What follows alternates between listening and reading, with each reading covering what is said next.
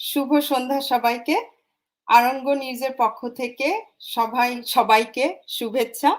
সম্প্রতি আর্নিমা হায়াতের নৃশংস হত্যাকাণ্ডের প্রতি তীব্র প্রতিবাদ জানাতে ও পারিবারিক সহিংসতা প্রতিরোধ জনমত বাড়াতে আরঙ্গ নিউজ ও মিডিয়া অনলাইনে আজকের এই আলোচনা অনুষ্ঠান আয়োজন করে। আরঙ্গ আয়োজিত গল্পকথা স্টোরি টেলিং অনুষ্ঠানের এবারের আলোচ্য বিষয় না বলতে শিখুন। Learn to say no. নারী ও শিশুর প্রতি সহ যেকোনো সহিংসতাকে না করবার আহ্বান জানিয়ে এবং প্রতিহত করবার জন্য সবাইকে উৎসাহিত করতে এই বিষয়ে আমরা আজকে আলোচনা করব। আরঙ্গ নিউজ ও মিডিয়া পোর্টাল এবং ফেসবুক পেজ থেকে সরাসরি সম্প্রচারিত হচ্ছে। তাই অনুরোধ করব আপনারা লাইভটি বেশি বেশি করে শেয়ার করুন এবং গুরুত্বপূর্ণ বিষয়গুলো সবাইকে জানবার ও দেখবার সুযোগ করে দিন। পৃথিবীর নিকৃষ্ট বিশ্বাসঘাতকতার শিকার হয়ে আর্নিমা হায়াত পৃথিবী ছেড়ে চলে গেছে। আর্নিমার শরীরের আঘাতগুলো এতটাই খারাপ ছিল এবং তার দেহাবশেষ এতটাই ধ্বংস হয়ে গিয়েছিল যে পরিবার তাকে দাফনের আগে শেষবারের মতোও দেখতে পারেনি। তার পরিবারের প্রতি, তার পরিবারের সদস্যদের প্রতি এই অসহনীয় যন্ত্রণা বয়ে বেড়াবার আমাদের সেই সহানুভূতি জানাবার ভাষা নেই। এই ক্ষত অপূরণীয়। শোক সন্তপ্ত পরিবারের প্রতি আমরা সমবেদনা জানাচ্ছি। আমাদের এই তথাকথিত সমাজে পারিবারিক কলহ নিত্য নৈমিত্তিক ব্যাপার ও পারিবারিক সহিংসতা একটি গোপনীয় অত্যাচারের চূড়ান্ত রূপ। এই সহিংসতাকে এখনই পরাস্ত করার সার্বিক ব্যবস্থা না করলে আমাদের জন্য আরো ভয়াবহ পরিণতি অপেক্ষা করছে। আজকের আমাদের মাঝে সম্মানিত কয়েকজন অতিথি উপস্থিত আছেন, যাদের কাছ থেকে আমরা এই বিষয়ে জানবো এবং বিভিন্ন এক্সপেরিয়েন্স তারা আমাদেরকে শেয়ার করবেন। সেখান থেকে আমরা অনেক বিষয়গুলো নিয়ে পরবর্তীতে কাজ করবার উৎসাহ পাবো। এরপরে আমরা যাব প্রশ্নগুলো স্পিকারসদেরকে জানাবো এবং তারা উত্তর দেবেন। আজকের এই অনুষ্ঠানে সম্মানিত অতিথিদের কারণেই আমি আমার মাতৃভাষার পাশাপাশি আমরা সবাই জানি ফ্যামিলি ভায়োলেন্স কি, কিন্তু ফ্যামিলি ভায়োলেন্স বলতে কোন কোন জায়গাগুলো বা কোন বিষয়গুলো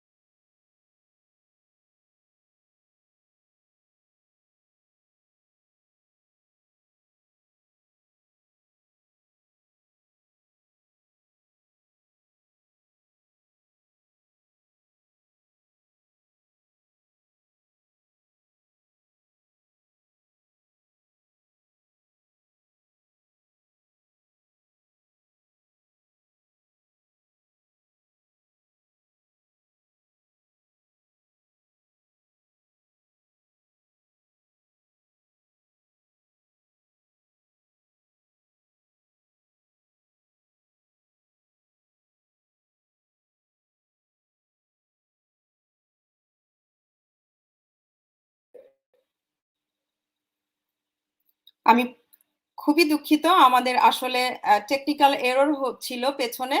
আ যেভাবেই হোক আমরা ডিসকানেক্ট হয়ে যাই। আমি আবার আপনাদের সামনে উপস্থিত হলাম। হয়তোবা কোনো একটা টেকনিক্যাল এরর হচ্ছে যেটার কারণে আমাদেরকে ডিসকানেক্ট হয়ে যেতে হয়েছে। আমি সরি। আবার আমি আপনাদের কাছে ফিরে আসলাম। আমি যেই বিষয়টাতে কথা বলতে চাচ্ছিলাম সেটা হচ্ছে ফ্যামিলি ভায়োলেন্স। এটাকে আমরা কিভাবে ডেফিনিশন হিসেবে জানি বা আমরা ফ্যামিলি ভায়োলেন্স বলতে স্পেসিফিকলি কোন বিষয়গুলো বুঝি সেটা নিয়ে আমি কথা বলতে চাচ্ছিলাম। আমি বলতে চাচ্ছিলাম যে family violence is violence between family members such as between parents and children, siblings and intimate partners. Domestic violence is a type of family violence that occurs specifically between current or former intimate partners. Both family violence and domestic violence include various behaviors, and we really don't know what type of main of the topic. We can only see that hit or abused, but abuse can be in different way. Physical violence, hitting, choking, use of weapons, or emotional abuse, also known as physical abuse, or humiliating, or some cases controlling excess or in finance, monitoring movements, isolating from friends and families. That also included the family violence. And in Australia, the most recent Australian Bureau of Statistics ABS Personal Safety Survey pieces in 2026 indicated that since the age of 15, one woman out of six, they are actually physically or sexually facing violence, and one man out of 16. In also other way emotional abuse, we can find that one woman out of four and one man out of six, they are facing the same stage since the age of 15. Not only that, we can see that one woman out of five, they are facing the sexual violence, and of course only one man in 20. So looking at that, beside that statistics, 3.1% of Australian children received child protection services just due to domestic violence. Other social and cultural factors also actually allowing this violence in different angles. Also, it's a kind of a people can make more at risk who are migrated, newly migrated, or not having enough knowledge of different type of services. They are not confident or comfortable. Somehow they are not being able to share their all these sort of domestic issues. And now all this area that we will be covering through our speakers. We will talk to our speakers. I would love to introduce each speakers individually. I will introduce these speakers, and once they are coming, they will talk about what they are finding at this moment, as well as they will share their experience, and they will answer questions that you will be giving. Before I do that, I have a short video to show you, and I will play that video and I will come back and introduce our speakers. I really appreciate your patience. Thank you.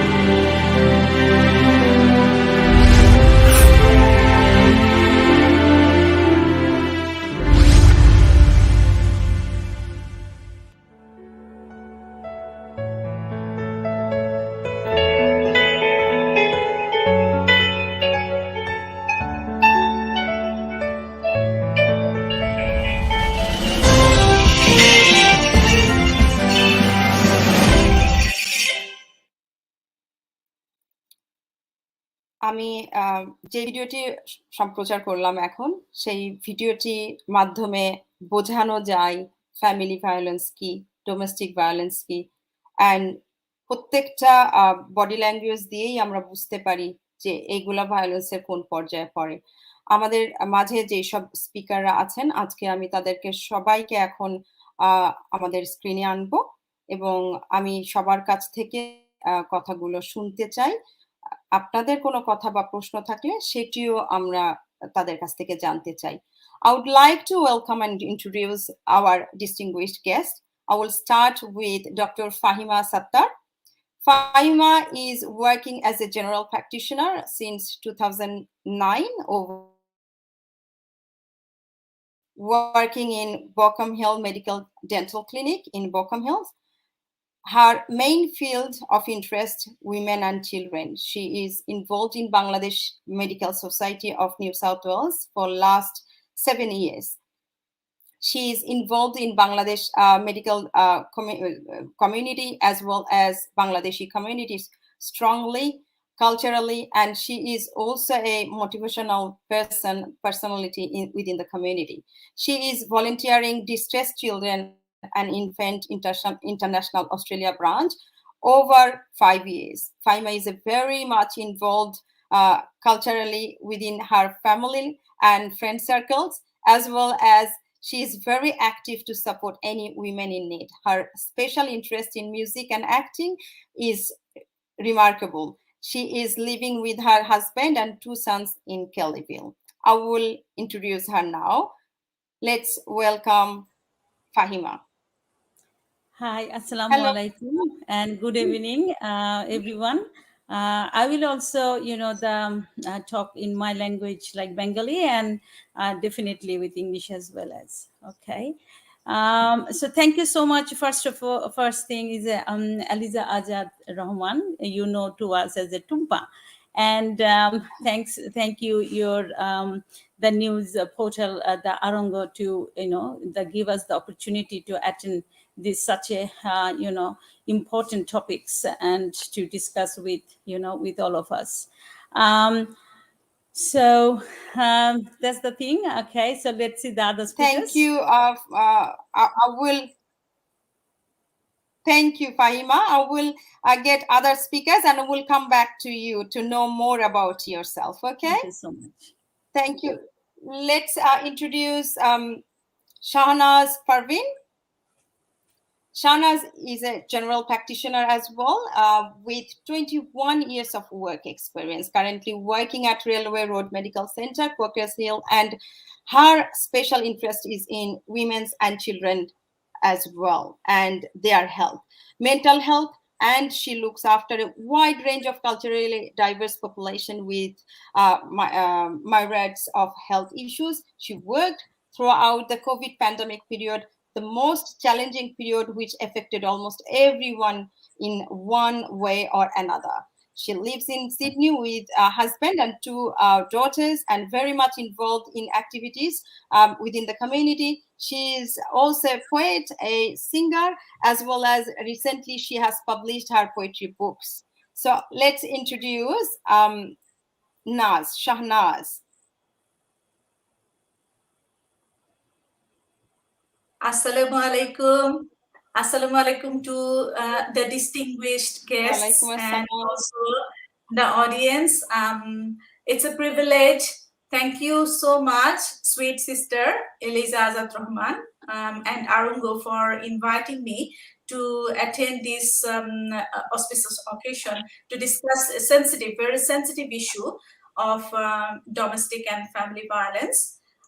Especially recently, we lost one community member, a very young member who was aspiring to be a doctor as well.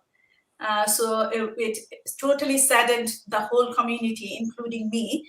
So it is the right moment in our community to discuss issues so people can take actions in future so that these occurrences does not happen. And my heartiest condolences to the family so they can get over the shock or of her demise. I will be looking forward to the other speakers and looking forward to that important discussion. Thank you so much, Tumpa. Thank you so Thank you so much for Shahnaz for actually coming tonight with such a short notice. We much appreciate that as well. Now, our next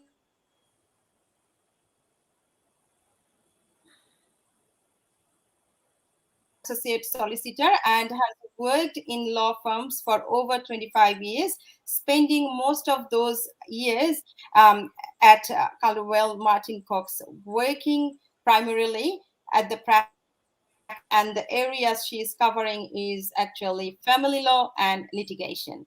Sarah now principally practices in the area of family law out of a genuine desire to assist her clients navigate through some of the most difficult and challenging periods of her life. Sarah's realistic and down to earth approach ensures that her clients are well advised as to outcomes and, of course, the expectations to enable them to engage with confidence in the legal process, whether that is via negotiation, mediation, or in the court system. Born and raised in Camden, Sarah is extremely proud to be part of the local community where she has chosen to remain and raise her family. Here we will introduce Sarah. She is a board director of New Generations and Vocational Service and the charter member of the Rotary Club of Gregory Hills Next Generations and a member of Southwest Networking Group as well as keen supporter of Camden Rugby Union Club. Here we go. We will get Sarah on our screen. Hi, Sarah. Hi, Eliza, and hello to everybody. Thank you. It's a pleasure to be here tonight to speak about and to hopefully assist some people with a topic that I'm quite passionate about. Having worked in the family law field for a number of years, of course, domestic violence is something I see all the time. So I'm very happy and honoured to be here tonight, and I hope to be able to answer your questions and hear a lot from our other special guests tonight. Thank you so much, Sarah. Now we'll go to Melissa Monteiro. Melissa is the CEO of the Community Migrant Research Center. Melissa advocates on behalf of vulnerable clients, groups, and representing their interest to all levels of government. Melissa is currently the chair of the Settlement Council of Australia. Based in Canberra, she is an experienced and well-established expert in the field of settlement, having gained experience across several community issues and causes over last 25 years. She is a gem, and I will get her on the screen now.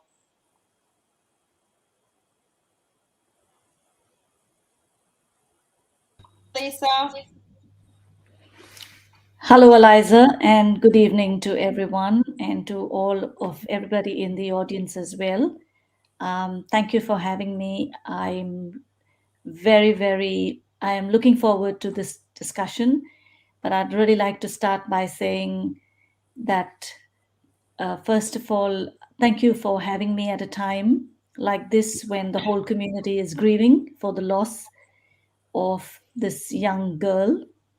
And I really like to pay my respects to her family and just the tragedy that has sparked so much of emotion in the community.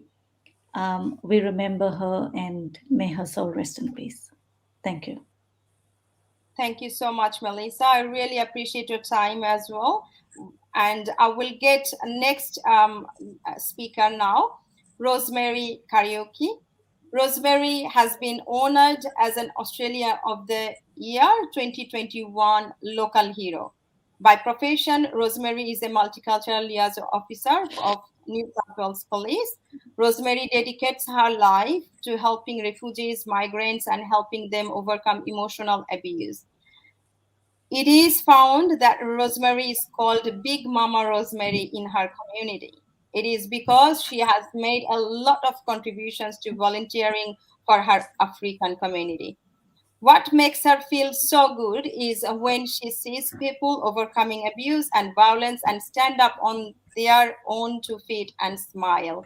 That's where she becomes utterly satisfied, and that's why she likes doing her work. She has partnered with the African Women's Group and started African Women's Dance Dinner Dance 14 years ago.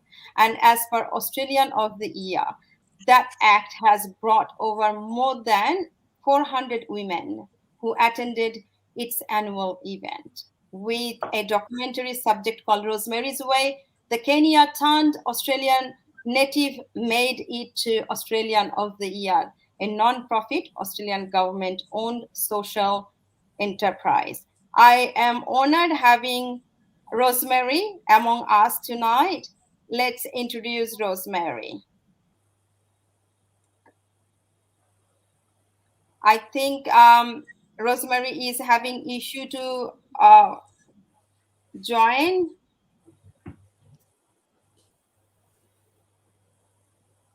Yes, I can see that she's having problem to join.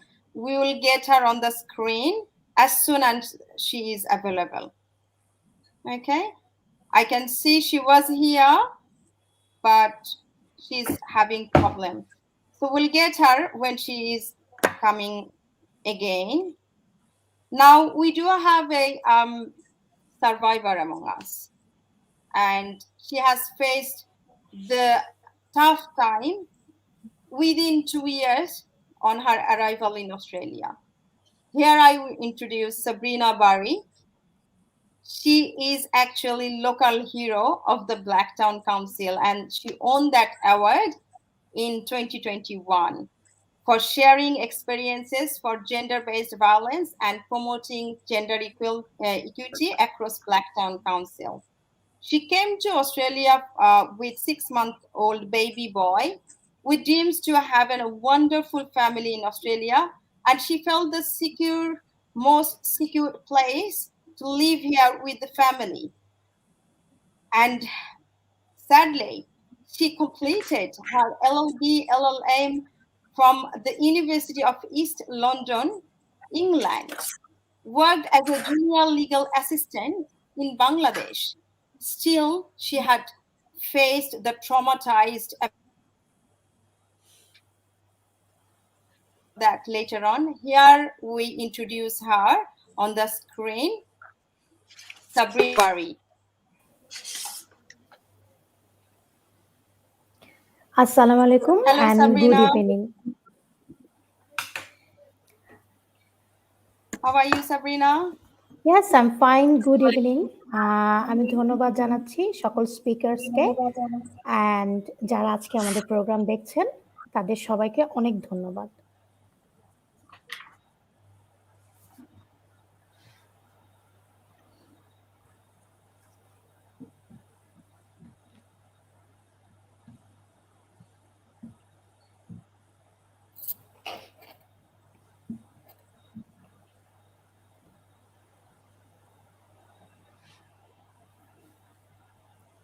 Thank you so much, Sabrina.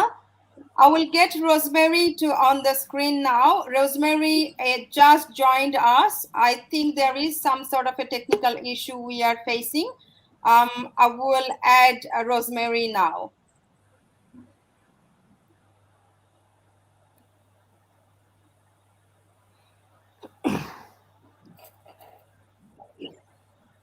Hi, Rosemary.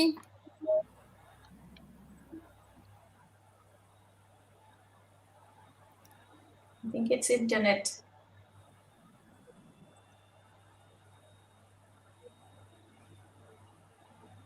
Hello.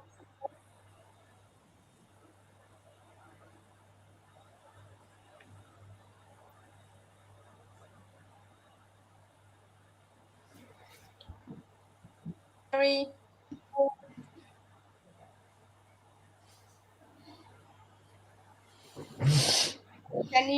Can you hear us?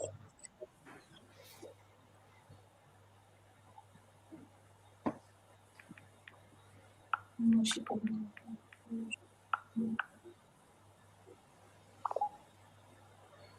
Hello, Rosemary. Can you hear us?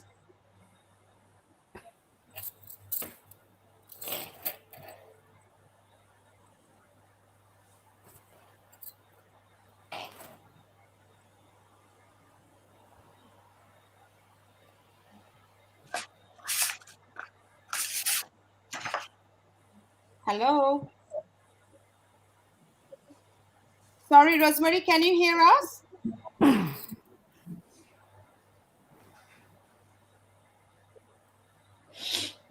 Okay. There is probably a technical error going here. Sorry, that may be the reason we cannot actually get Rosemary. Let us start talking with individual each guest, and then we'll move forward to Rosemary when she comes. I believe there is a error happening from her end as well. So let's hear about Fahima.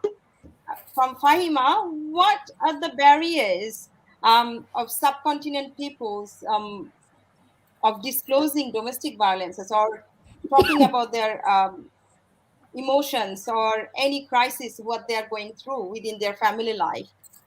Can you actually explain that? Have you came across as a doctor, GP, ever? Yeah, of course. This is why actually the violence actually happening. Okay, so the main thing, it is actually so many, but I can tell you a few things, and I'll tell you one of my very recent experience. Let's start first. What are the major thing? Number one, you can tell the language barrier. Okay, so when brand new person is coming from overseas, not all of them are actually can talking in English. So there is a language barrier there to explain their the trauma to the to get the help. So language is there, and the feeling of shame, that they don't want to talk about their very personal life to other, even though it is traumatized, even it is mentally, sexually, and the physically they are abused, they are having get the abused by the abuser. There is other things like not ready actually to break down the relationships, especially the women who is having children, so feeling very much insecure, the to get to if the relationship break down, how this person can survive in the community. There is a barrier about the cultural, religion, and in every sector. Unawareness about actually, initially, even though they think this could be their normal life, to abuse by the partner. So they even can understand that it's actually her life is actually getting that abusive relationship. They even don't understand, but when they understand, it's already too late.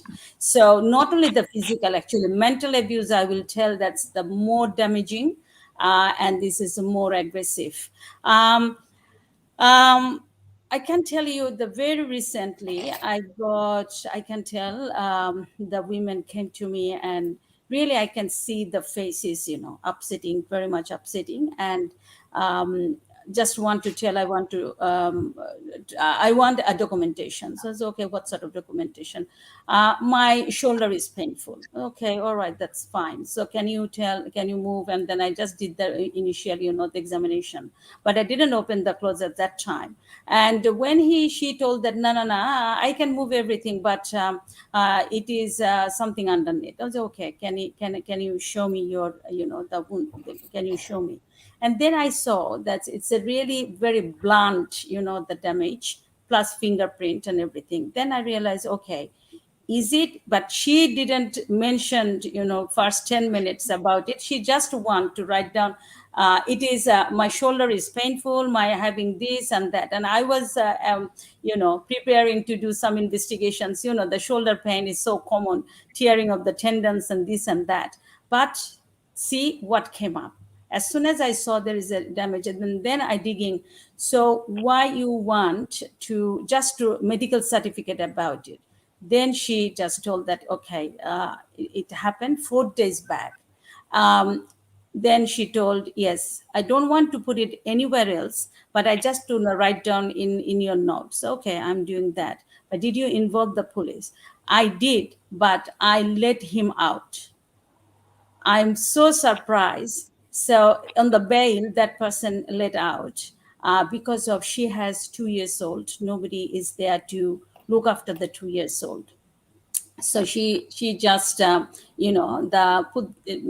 them this guy to from the jail 2 days after, because nobody there. So this actually as a doctor, I should not be very much emotional or anything, but we are still human beings. So I feel that it's so traumatized, and I asked the help and this and that, but she was so rush. She even don't want to just don't want to anything. Just write it down if I need any help. Okay, I'm here, I can tell, you need anything. So no, I already talked with the police, but I just want this man at home. She did a good job. She needs somebody at least at home. See, this is not a one case. It's everywhere it's happening. It's not only the overseas Tumpa. I think in Caucasian it's happening too, but their approach is different, and they deal in different way, right? But the overseas, or if you say the immigrant, because of their so much, the barriers there, their expression is different. But as if I follow your topics today, everybody should know to say to know to this kind of the violence, and raise up their voice. And we have there's so many guest respected guests here, lawyers, and I think the social worker and everybody around is our community or around our reach. But the problem is we don't want to share, we don't want to tell. So when it is time, it's already too late to damage emotionally, physically, and everything. So basically, yes, we have to say no, and we learn to say no. Thank you so much. Thank you, Fahima. It's really a brutal story to hear when things happen, but we have to know when we can say stop it. That point, we should actually have that sort of communication through the services or awareness programs. So let's see how we can improve it by talking about these regularly and continuously. So it is not something to tell people are not comfortable or shy to tell. So that's how it needs to be practiced, a regular basis, that we can talk about domestic violence. It is not something that I have to tolerate for certain years, and then I have to make my decision against going whole family. No, this is somewhere we are standing at. Thank you so much sharing this real story that you faced. So I saw a couple of times Rosemary is still trying to log in. Every time Rosemary is trying to log in and we are being disconnected. So some sort of a network issues happening from her end, that she's getting problem with the network. So maybe that interrupting from somewhere. I really feel bad for Rosemary. Hopefully she will manage to join soon. So I will hear from Naj at this moment. Shanaz, I'm so comfortable telling or calling you by Naz. Naz, I want to hear the story, what actually happened during this pandemic. The people had already so much crisis and some sort of a silent domestic issues there. And suddenly, probably, we started hearing many cases during that time. And the percentage has actually raised 1.2% comparing to previous years. So do you have any stories to share or anything that you want to talk about during that pandemic period? Thank you, and I'm more comfortable to call you Sister Tumpa. I'm happy to talk about it, but it's a sensitive and sad issue, though. we as GPs come across quite many cases that we suspect. And when we bring the subject about, women always try and avoid.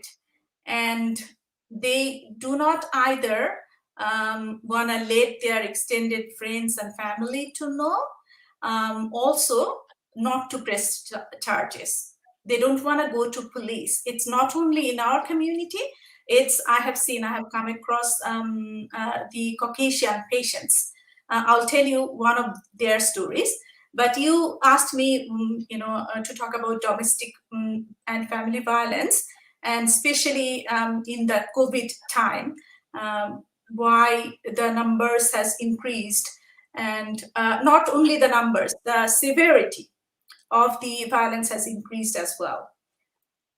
So any behavior that is violent, threatening, or controlling towards the other family members, which threatens their safety, can be considered as the domestic and family violence. So as you mentioned earlier, 1 in 6 women experiences this in Australia, and surprisingly 1 in 16 men also experiences some sort of violence. We are disadvantaged because of our structure. We earn less, and our socio-economic status as women is always behind men. So the statistics makes sense. But during the COVID lockdown period, quite a few issues has impacted. Number one, people lost their jobs, so they got into financial difficulties. Stress increased quite a lot inside the family. They were forced to work from home, so they had to cohabitate, whereas they used to get freedom. Like, men used to go out, and after work they used to spend time with their friends, and whereas women also had their some sort of freedom. So they were forced to cohabitate. And the abusers also found another point of COVID, like you have to isolate. So already the women and children who are feeling isolated, and they are scared to contact family and friends, they are feeling the abuse. On top of that, they were isolated more due to the COVID pandemic lockdown. So these are the factors. And in this background, we can consider more physical abuse, sexual abuse, emotional abuse, financial abuse on women. We almost try and forget financial abuse is an important thing that happens as well, and also spiritual abuse. This sort of abuse has been happening. This is also only the tip of the iceberg that we see, where a person dies. A person has to die before a family or women comes to the police. So I'll tell you a story about a 38-year-old. It's not a teenager, 38-year-old Caucasian lady who did a respectable job, earned quite a lot of money. She had 2 children, 8 and 10 years of age, and was in a relationship. And she went to a party, and her drink were spiked, and she was in the toilet there. She thinks she remembers being tortured by her own partner and friends. A few days later, she comes to me. For amongst other things, she was comfortable with me. So amongst other things, she was discussing that she was very, very upset. She was not her normal self. Then she divulged that information, and I asked her, did you go to the police? And she said that I was quite drunk, and I don't remember the events. I don't remember the faces. I don't have enough evidence now. She didn't go to the police. And when I was encouraging her to go to the police, she refused. stating many excuses that she had. But there is a positive story. I saw her 6 months after she came to me for other reason, and she looked much happier. She left that partner and was living independently. She had the capacity to earn quite a lot and to provide for the kids. So it was a good decision, and she was able to do so. In some scenario, people are unable to do so, especially females, and especially in our community, there is a huge cultural taboo on women leaving the family. Men can leave the family, and it is not looked down upon as women. Women has to be there, even if they are working and providing for the family. They can't leave the family, husband or children. She looked, if the woman leaves the family, then she will be looked down upon by her own family as well. This is such a cultural taboo in our community. So it's a very difficult and sensitive issue. That's why we only see the tip of the iceberg. So as GPs, I'm sort of we keep an extra eye. We are very sensitive. We look carefully at the stances, or just ask whether they want to add anything, or otherwise we are going to miss a lot of the things. And also the family and friends communication has to go on, because they are the first contact where a person who's having abuse can come to. So if the abuser is closing all the avenues of friends and family contact, it's very difficult. So it has to come from the friends and family to keep contacting if they suspect that somebody is being having some difficulties. So yeah, there are other ways that we can help. We can, if people know 1-800-RESPECT or Lifeline, or support services in the community, or the child support services. But the family and extended family and friends are of utmost importance. So they need to keep contact, keep liaison, keep supporting. Women may not be ready today. At some point, they may be ready. So we cannot force them, but we have to keep liaising. Otherwise, we are gonna have these sort of sad stories to tell. Okay, I'll stop now. I'm sort of wanting to hear from others. Thank you so much, Naz. It's really good to hear those stories from you, Fahima. It's amazing, like how they are going through it, and you are facing the real scenarios and is there to help them. But it is also difficult for you, I believe, psychologically dealing with that trauma that they are going, and support them at the same time. It is, I think, lots of strength you need, and of course you are a strong woman to support that, and I believe we will hear more important things from you in upcoming discussions. So let's move to, at this moment, let's move to Melissa. Melissa, what you want to talk about today, being a CEO of particularly the area you work in, it's full of migrants, and those migrants, how they're suffering, what barriers you are finding there, and what sort of preventions you are looking into. Can you please let us know?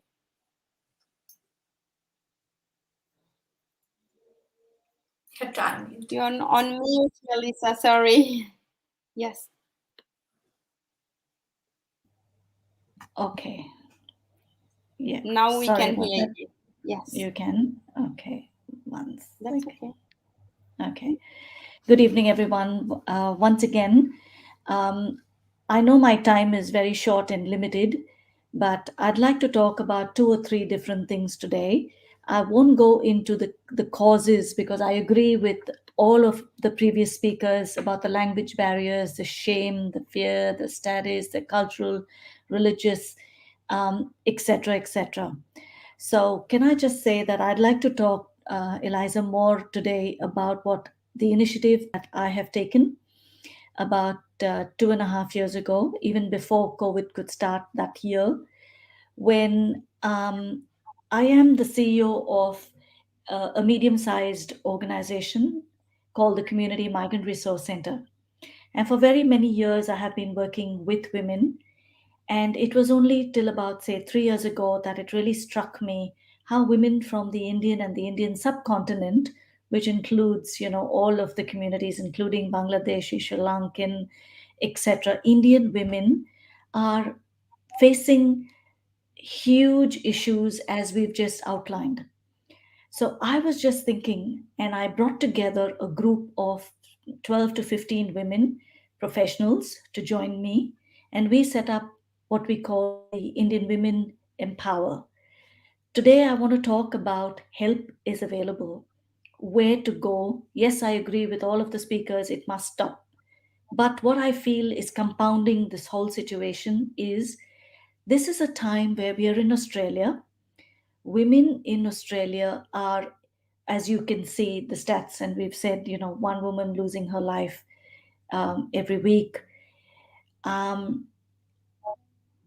I find that in the subcontinent, with women from our backgrounds, I'm an Indian woman, and I know that in my background, there are women who are not coming out because of fear, the financial issues because they're fully dependent, because of the status, because of the control, etc. So we deliberated with a group of 15 women. I have deliberated for over 2 years as to what would be the best way and the best approach to provide these services and support to women. So we set up this IWE group, which is the Indian Empower Women's Group. Now, when I say Indian, it is not only Indian, it is for the community. It is for the whole of the subcontinent that I've said. I have routed it through the CMRC, and our vision is now to empower all women from all backgrounds, including professional, housewives, etc., to address this issue of domestic and family violence. But we have related it more with unemployment, helping women to navigate the employment part of it. Very often they are facing a double challenge because they're facing the challenges of the domestic and family violence in the house. That is leading to low self confidence in themselves. They are probably unemployed or underemployed. But we found after our deliberations that it was very helpful for women to have meaningful employment. It was important to create a strong circle of vibrant women, and we're calling it the culture of women today. We're calling it the culture of sisterhood, where women help women.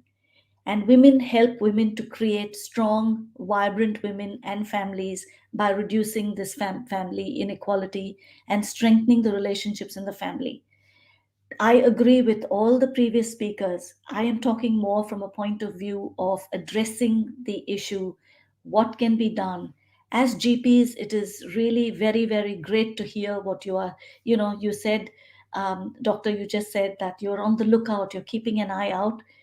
Please make those referrals to our organization. Tumpa, the CMRC have in the last year secured 3 specialist DV prevention officers. If a woman is going through a situation like this, and you don't know where the community don't know who to refer them to, so we've got a very, very specialized service that the CMRC now is offering to anybody from any background. All they need to do is to make contact with us.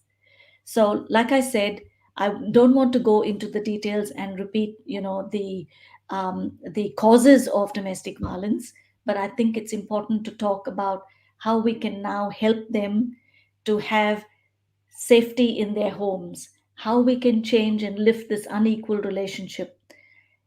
Also, I find that there's a commonality that I want to say in the whole of the subcontinent, that the relationships with the spouses, I really think that the status part of it is very, very common. It is hidden, and women will do anything to hide it to keep the name of the family up. She will not disclose to family. Close family sometimes is the last people to know, only because of the shame and the fear, and the fear of the name of the family going. And so I think all of us together as a collective, what I'd like to say is that we have to help women to seek help at the right time. In fact, in the audience here, and I'm hoping that she could have been part of a speaker today, is Dr. Renu Nachal. And she's also a member of IWE, who set this group up as a founding member of the IWE, Indian Women in Power. And she is also very keen, Eliza, to be actually speaking about this, because she has also gone through it in her own life. And she is in a place where she really wants to give back to the community and to create that awareness among women, because she is doing a lot of research as well at the Western Sydney University. And we are forming those partnerships. It is the whole of the subcontinent. It is not an issue alone. The cultural factors are not just Indian, but it is the Indian subcontinent. And together, I think we can help women gaining communication skills, being job ready, grooming women. I'm just giving you all the information together. And lastly, Tumba, we have partnered also with Global Sheroes, which is a mentoring program. And we are offering today to you on this show, this mentoring program, where women can mentor women and help them to get out of the situation that they are in a very confidential way, helping them in building their skills, helping them and giving them that confidence to get back onto their feet.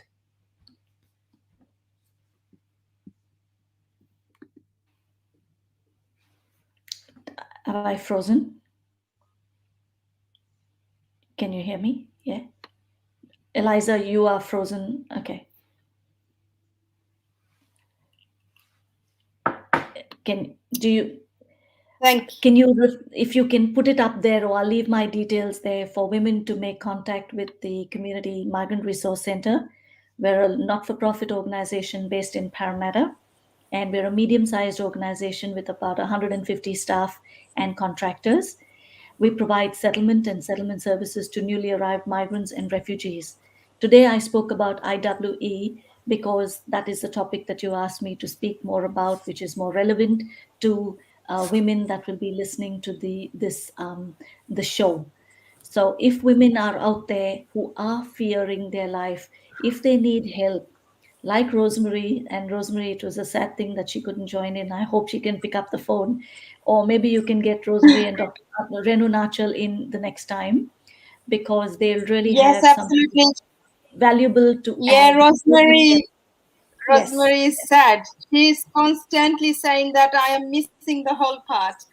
I know, Rosemary, I'm feeling terrible that she couldn't join us, but Rosemary has supported the CMRC in Parramatta, which is the Community Migrant Resource Center, for the last 20 years. And we've done a lot of good work with Rosemary, with supporting the African women group, with the dinner dance that Rosemary done, with her role and work in the police. Rosemary is a person who brings those women to the CMRC and says, Melissa, help. I have done my bit now as the police, and now she says the referrals, the process has happened, the cultural exchange has happened. So I'm looking forward to hearing Rosemary the next time. Okay? Thank we're you happy so to much. take any questions. Thank you so much, Melissa. I really appreciate your time and that wisdom that you are sharing tonight with us. We'll go back to Sarah. And Sarah, what legal obligations you think that women have to protect themselves from this kind of violence? Do you believe that women should take steps to protect themselves, or there is a lack of knowledge that they are not taking that initiative? There's definitely a lack of knowledge, and I see that across the board, across all cultures. A lot of women, when they come to see me, they've experienced that violence before they've stepped foot in my office. The women that I get to see are those very brave women who have just taken that big step to move from the husband or get away from the violence, or are very close to taking that step. So I would say that to any woman that's in this situation, knowledge is power. I can't stress that enough, that if you know what your legal rights are, that starts you off in a very powerful position at no matter what point you are in your relationship, even almost I would say in a good relationship, just to know that at some point if something does go wrong, that I find that the abusers, as we talked about before, what all the different types of family violence are, it's cutting you off from money, cutting you off from your family and your social connections. And then not to mention the of course, physical and emotional and all the other abuse. And of course, the fact that your children are bearing witness to that as well. And that's also a form of family violence. So I definitely believe that knowledge is power, and actually knowing what your legal rights are. So that's something that I am very passionate about as a childhood survivor of family violence. It took my mother a number of years to escape a violent relationship from my father. And again, it comes back to that familial thing, that she didn't want to put a bad name on the family and those sorts of things. So it took her a very long time. The police used to get called to the house, all sorts of things. So to know that there is a justice system there that does support women, there are a number of things that can be done, and women have rights in our legal system here. You're not frowned upon when you step into a solicitor's office or you step into a court. Most family court judges have been family law solicitors before they've become judges. And there are a lot of female judges in the family court system as well. Obviously, you can't pick which judge you have, but it really doesn't matter, because the system does strongly support women and children who have been subject to family violence. And as lawyers who act for people in those situations, we do strive to do our best to make sure that not only are our female clients protected, but their children as well. So that we try and assist with all of those things, both with, men will say, if you leave me, then I'll take everything, you'll get nothing. And at that point, sometimes people are so abused that they don't realise that they do have entitlements. They feel so downtrodden and they just don't know that there is a way out. And I think too, it comes back to the support systems that Melissa talks about that they've got in place. That's such a wonderful thing if people know that they've got something like that there to take the first step. But I think it all ultimately comes back to us all as women being friends to other women, listening out for when your friends seem, I can't go for a coffee today because we don't have money, or my card's not working, or I don't have the card. Just even simple little things like that can give you a little insight into, well, perhaps something's not right there, or suddenly your friend's not taking your calls anymore, or those sorts of things. So that's what I see as an impediment to women accessing the justice system. So it's good if we can to try and disseminate legal knowledge to women within our community as a whole, just to know that there is a system out there and that you would be able to move forward with your children and hopefully start a new and a much better life. Thank you so much, Sarah. It is something very important. I think there is a scary feelings between the women police authority or legal side of this, or maybe the whole idea is just more likely, I don't have money, I cannot afford to pay a lawyer. So that may be another issue. So this is somewhere we have to focus on some sort of a communication, at least to get support from the legal aid. But there is a restrictions in legal aid as well, that who can take his support and who can't. So in this case, I have a small little ideas to share with you, Sarah. Do you know anywhere the people can actually just go for a free consultancy rather than legal aid somewhere private? Because legal aid only can support for certain like people, like certain yes, that's right. certain yes. cases, not for open for everybody. So No, do you know any legal practice that they are offering some free consultancy in regards to domestic violence or any sort of support? I am based out in the Macarthur area. So where I work is predominantly southwest of Campbelltown. So I'm around Gregory Hills, Narelle and Camden. But out here we have the Macarthur Legal Centre that provides free advice to members of the community. Both you can attend face-to-face or you can telephone. But there are a number of services throughout the region. I'm sure there would be one at Parramatta, and I'm sorry I don't know what that is, but there certainly would be. There are also, if there are women who actually, for example, are fortunate enough to be in a position where even if the home is in the partner's name, and that is, of course, if there is real estate, that solicitors will act for you, because, as it sounds terrible, but they can actually take their fees from part of your property settlement. So know that it can be funded that way, that you would not have to pay fees up front. And it's something that a solicitor would address with you very, very early on. If you can't access legal aid, that there are other ways that you can access the system. The court system itself also, there are solicitors based within the court who can assist you on the day if you need it. And there's also counsellors within the court system that will assist you there as well. There are security guards in the court too, so that if you felt unsafe or have any concerns, you can flag that immediately with the court. There are separate entrances you can go in and out of at the courts. But at the moment, the family court isn't actually sitting in the courtroom. So if you're going to court, you don't actually have to even face your spouse at the moment. You would be in your solicitor's office, and we're doing it just like we're doing this. This is how we do court at the moment. It's how we do mediations and things as well. But yes, there are a number of ways that you can obtain legal advice or indeed assistance through a legal court case if you needed to. Fantastic. Sarah, I had Sabrina here to talk about her experience, what she has been through getting legal support from the legal aid, as well as in her situation, what obligations she had, and of course, some sort of restrictions that she had to follow through. Luckily, she could survive. So I'm here to get Sabrina on screen. She was also struggling to turn her camera on, but let's see if she can hear us. And Sabrina, are you there?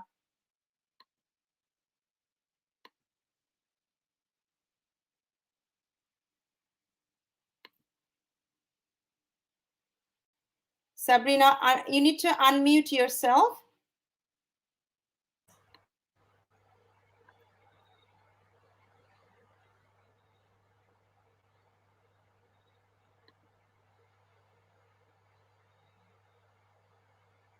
She must be struggling to unmute her.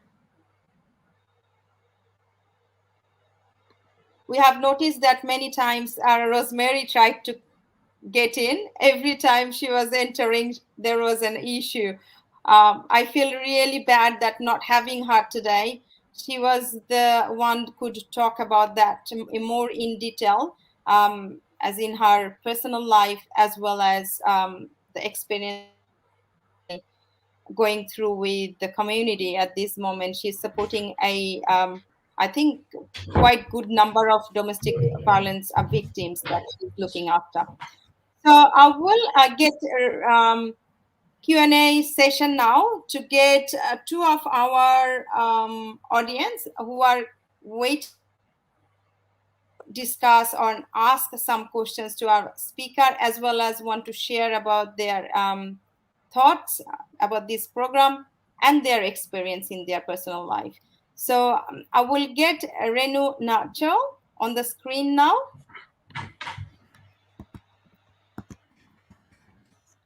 Renu, can you hear us?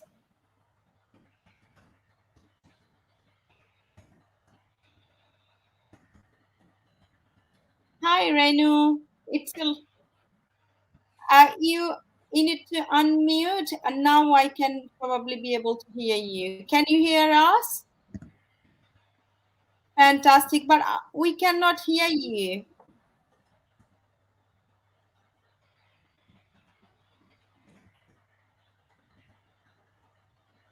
Can you check your volume, Renu, please?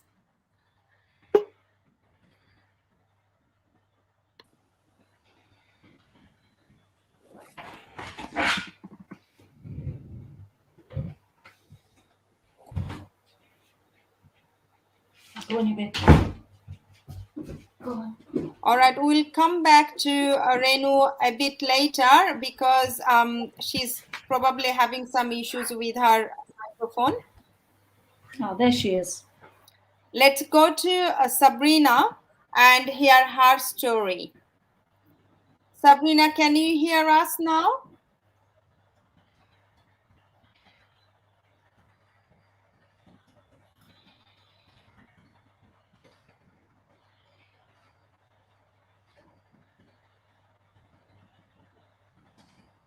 Hello, Sabrina, are you there?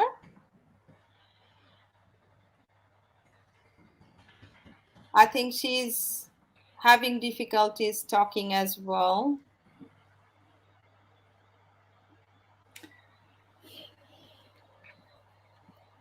Renu is just muted. Okay, I'm going back to Renu. Can you hear us, Renu? Renu, unmute.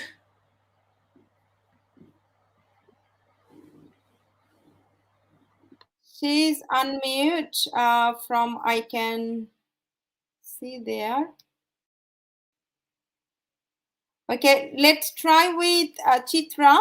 Chitra Iyer is another audience that really want to speak to our speakers today and also wants to share her story with us. So I'm adding Chitra on the screen now while Sabrina and Renu is fixing their sounds. Eliza, Renu is unmuted. She can't get out of unmute. She wants to speak, but she was unmuted. She was muted from your end. That's what she just said. Sorry, Chitra, I didn't mean to break in. No. I can see that she's not unmute. Okay, she's not on mute. No.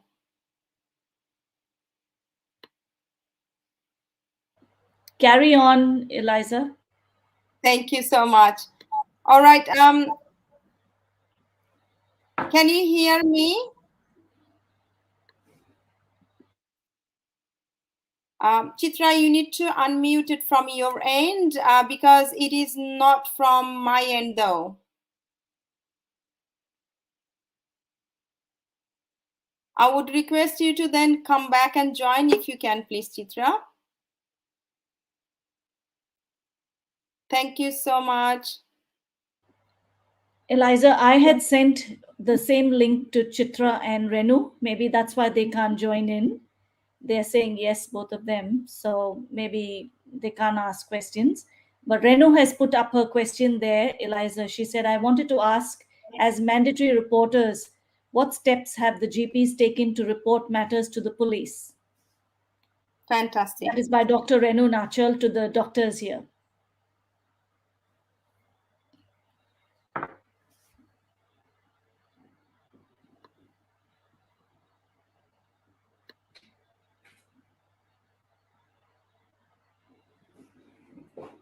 All right. Dr. Fahima and Dr. Shanaz, can you answer the questions for Renu? Please. You need to go unmute from your end.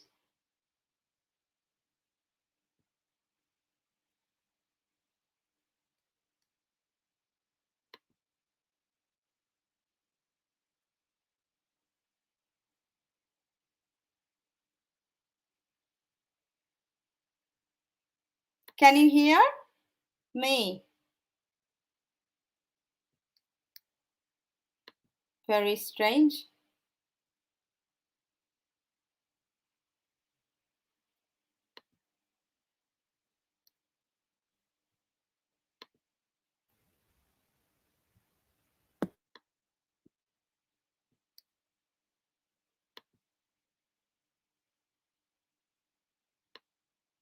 You cannot unmute?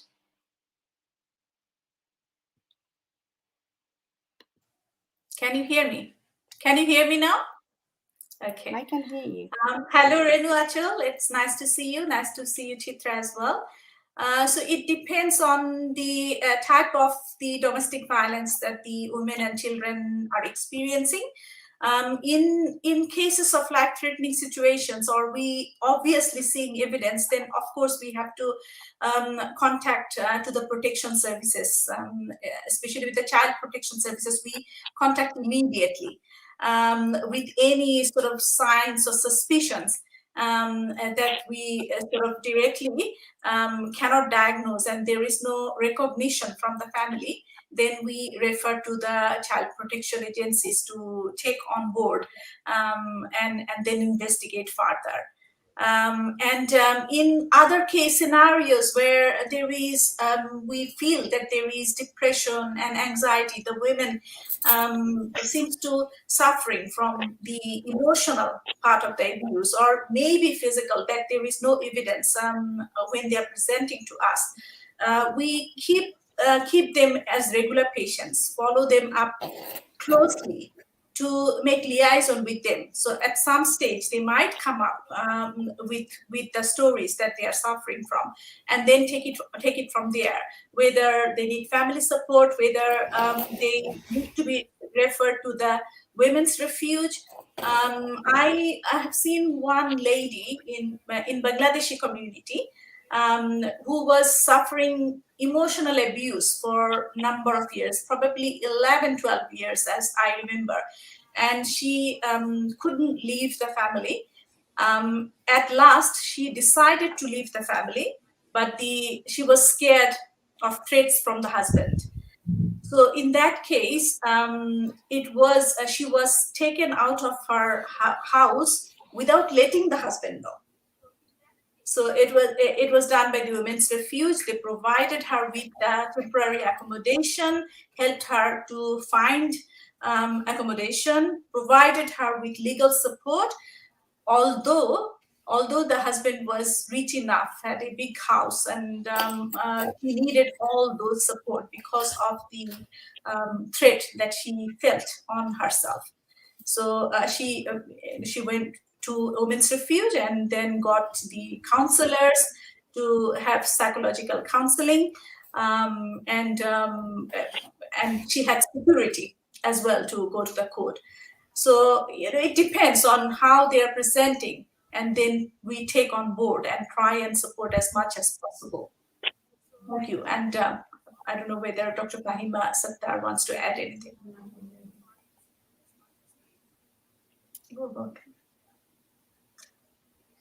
Now that I know about this community, your services, I'll be willing to refer my Bangladeshi. I see a lot of Indian patients, so I'll be willing to talk to them if they want referral. Of course, I'll refer to your lovely service that you are providing.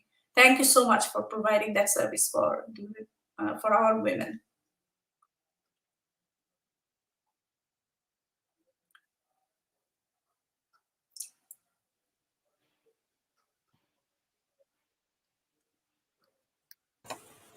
Oh, thank you so much. I can unmute now. It is very important questions, but there is a two kind of, the actually things is hidden in there. One is children abuse and the adult abuse, two different things. So mandatory reporting for the child abuse, it is very easy for us, like to get, the mandatory reporting to the police. But in adult case, there is a bit difficulties. Okay. So in that case, if it is a very major psychological trauma, in that case, we may we can step in to do the mandatory reporting. But in other cases, it is actually with delicate issues. It is very really sensitive issues, and I think it is a legal issues as well to do the mandatory reporting as a GP. So if it is anything, as I mentioned, it's a life-threatening or something like that, then yes, we can. But in otherwise, it is kind of a bit sensitive, because you can see the most of the women, they are abused so many years. But again, the fear of everything, fear of losing the house, community, they are shameful to their own community, even their own parents. So they want to share that. So in that case, even though I'm seeing there is a traumatized person, but there is a barrier for us to do the mandatory reporting. But the children case is different. So yeah, that is my answer. Renu, thank you. Thank you, Faima. I just wanted to answer one question that I got from the audience, that how we can disclose our information to someone with the privacy. The reason is some cases when they open up themselves, and that become a very hot talk within the community. In that way, if this is the case happens, breach of privacy, what action they can take? Very good question.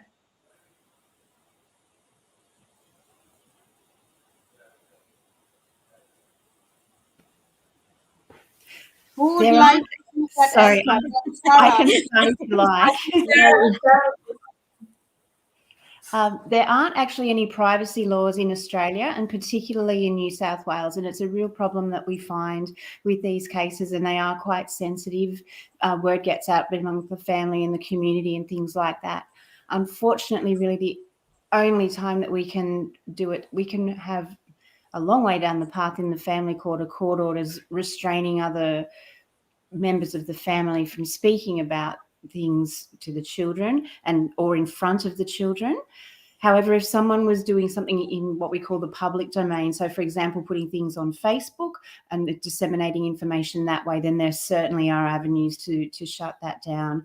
But unfortunately, when it's forming the basis of gossip and the hot topic of everyone in the community, there's very little legally that can be done. But my fellow panelists here may have some other answers there for that. All right. So in that way, of course, there is a law, but in that way, what sort of particular communication they should do? Is it kind of a defamation which costs them a lot, or is it some other way around they can go ahead for this?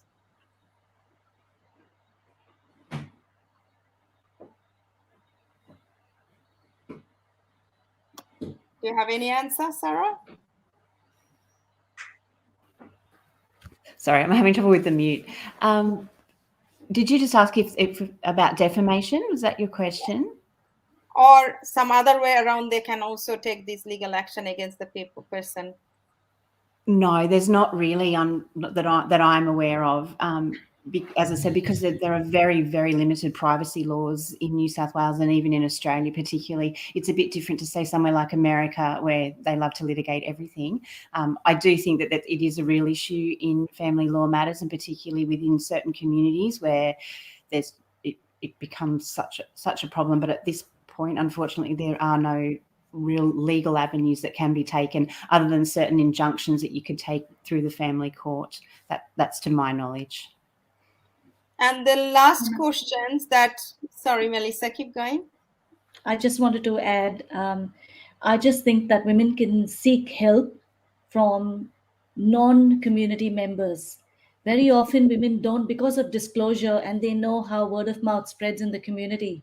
And because of the issues we spoke about, like shame and the status of the family and the name of the family, people don't disclose it. So go and seek help to places and agencies that have, workers or specialists or professionals that are not from your community. It's okay to seek help. With regard to what Sarah said, I have nothing else to add. It's just sad that, we have not yet come. And I guess we've made so many improvements in this, taken such big steps. But Sarah, we need to fight a little bit more and advocate a little bit more and be, sounding boards there up there and take it up at higher levels. Yes. Thank you, Melissa. The last questions that at this moment, the victim secretly sent that information to ask what is the best solution for them when they are walking out of home having no roof to spend night. So what is the immediate support system there?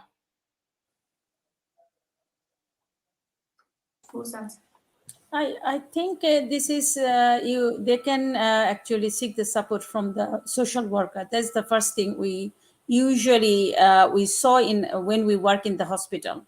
The social worker is the first thing they have to contact. And then definitely, the next step, the lawyers, or if they're physically and mentally unstable, then, definitely doctors and lawyers. But the first thing for the shelter is the social worker. So in this case, the social worker, if it's the night time, are they available? Is there any? I think there is a 1-800 number in my knowledge. I think Melissa can tell. Yes.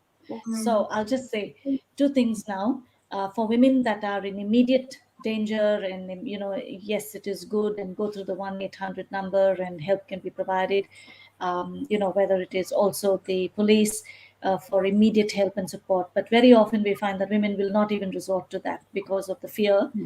So there are agencies and organizations, and one of the things that we say to all women is that if they are, in the situation, also don't just leave overnight. And women have to know that they cannot just leave a relationship, because then the anger that they the next morning they may not be safe. So they have to leave when it's safe to do so. You can't just leave, and especially just pack your bags and take your children and go, because he'll trail you and he'll track you to another state. So wherever you are, wherever you flee has to be very safe and not disclosed to anybody. But yes, there is the Lisa Hanem Foundation in the hills. There are women's community shelters. Eliza, I'm happy to give you a whole list of women and girls in Blacktown, in Cumberland, in Parramatta, the Cumberland Women's Health Center, the sanctuary in the hills as well. So I can give you all of this information, and you can help to disseminate that information in terms of the telephone numbers, etc. For today's program, I have put my organization number there. Feel free to please contact us. We have 3 DV specialists. It was too short notice to have them here today. Thank you so much. Mainly, the topic they are actually in fear about is, and they are concerned about, is the privacy. And once they need it, how they can overcome that fear. And most of the time they become isolated. And of course, the people actually put them aside. And also when then a LBO in place, they have to maintain that sort of social distance of the word we actually know for pandemic nowadays, but they are the one also they have to be isolated within their own secured area, so they can protect themselves from the person. So in this way, the support system is in sort of a confusion, like it's creating confusion, of course, but they're also not well aware of it. There is a lots of lack of knowledge that we can share all these ongoing information through these kind of more frequent programs. And I'm also happy to be a part of this whole lot for talking about domestic violence as well as the women empowerment. We lost today a couple of times these internet connections, and we lost track of discussion as well in between.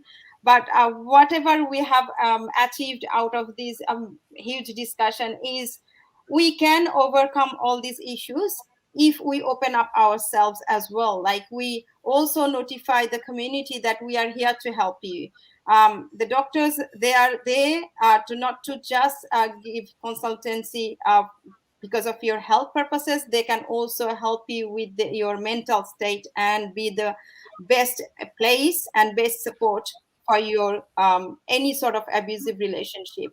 So please feel free to open up to the doctor, the first point of contact, and then also do not be fear to go to legal team or any lawyer or any practitioner, legal practitioner, to open up yourself or to just know about your rights.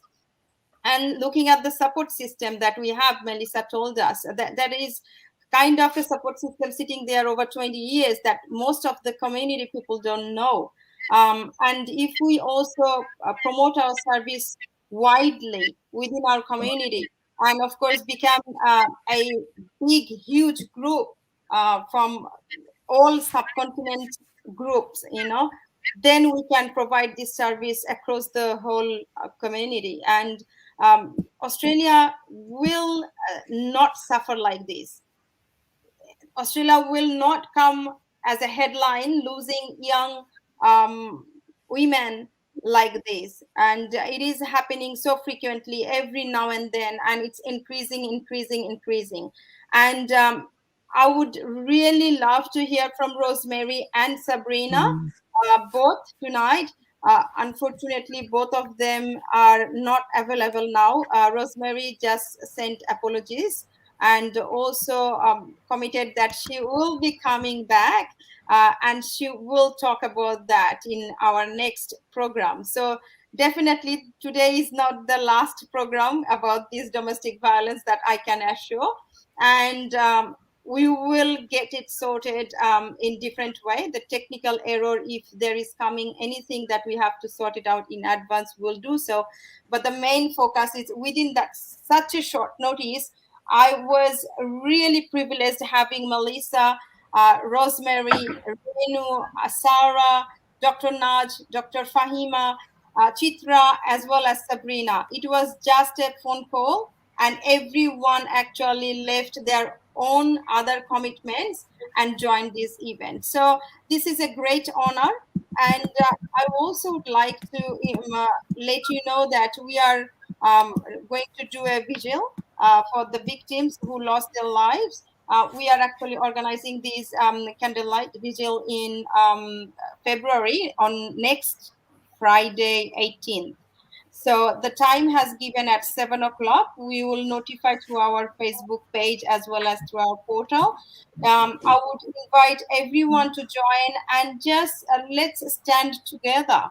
Let's talk about it and don't feel shy if there is any problem. I had one lady approach me yesterday saying, my husband was very abusive last year, and by end of the year he has changed. And all I asked how he has changed was in behavior, and he said no, that was influensive. And all I asked what was about, and she said, because I got my in-laws living here, they are very influensive. So every time he is giving more time there, he's becoming more abusive. But because of the pandemic, he couldn't go there that frequently. He couldn't update what is our move and what we are doing in a house. I had little peace in my life.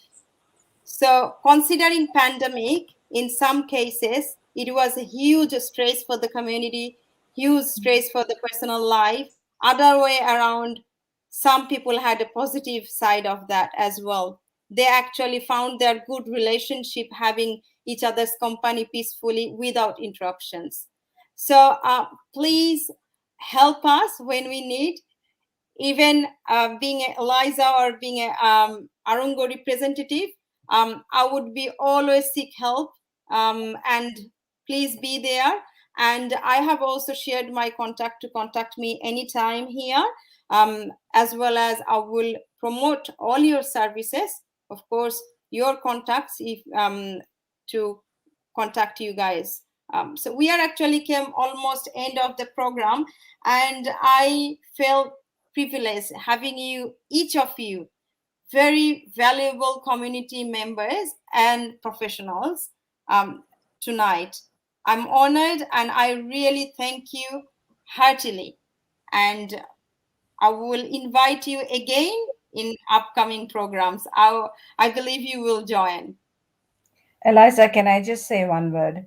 Yes, please. IWE along with CMRC is putting up a show called Zindagi 50/50, We would Wow. like all of it's a I think it's a play, and I would like to invite all of you to support it. Come and watch the play, and be there. It's about domestic violence or family violence, if you want to call it, and it'll be a good opportunity to use the creative arts medium to discuss it as well.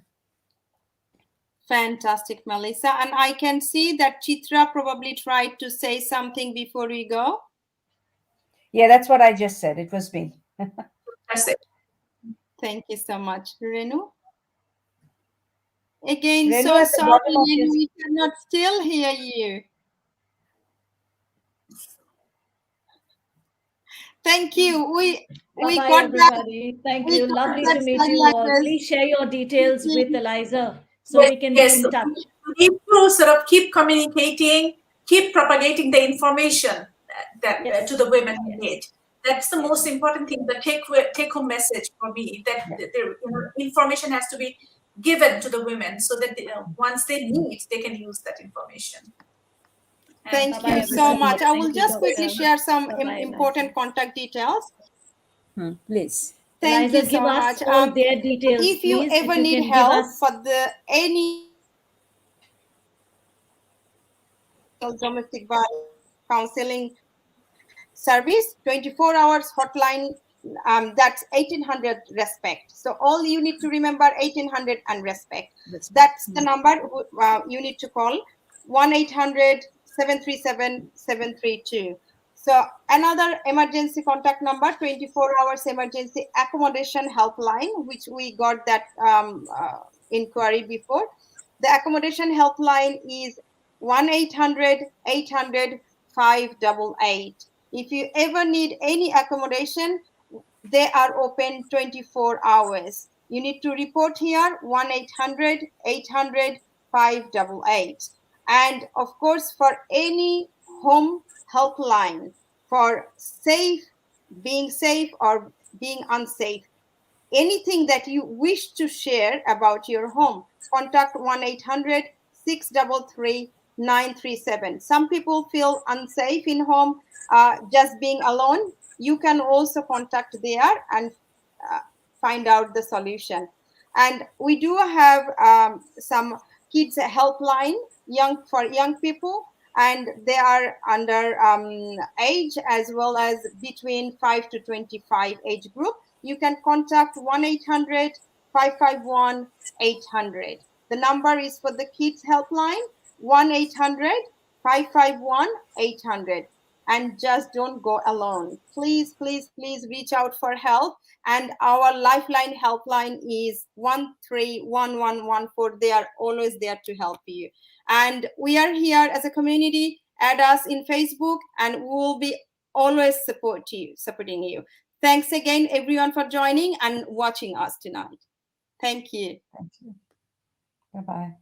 Bye-bye.